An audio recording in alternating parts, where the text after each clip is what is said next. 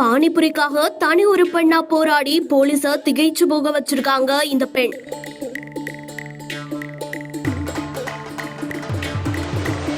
இந்த வினோதமான போராட்டம் தான் இப்ப வைரல் ஆகிட்டு வருது.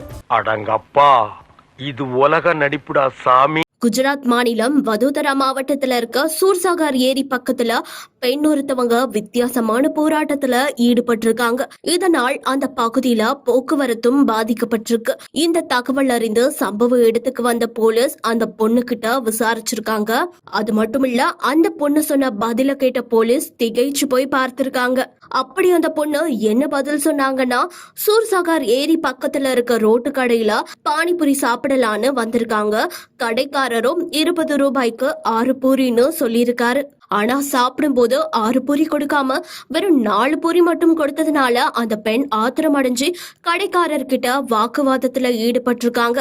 இந்த வாக்குவாதம் முத்தி போய் அந்த பெண் போராட்டத்திலையும் இறங்கியிருக்காங்க. இந்த ஒரு வினோதமான போராட்டத்தை பார்த்துட்டு அங்க வந்த போலீஸும் திகைச்சு போய் நின்றுருக்காங்க.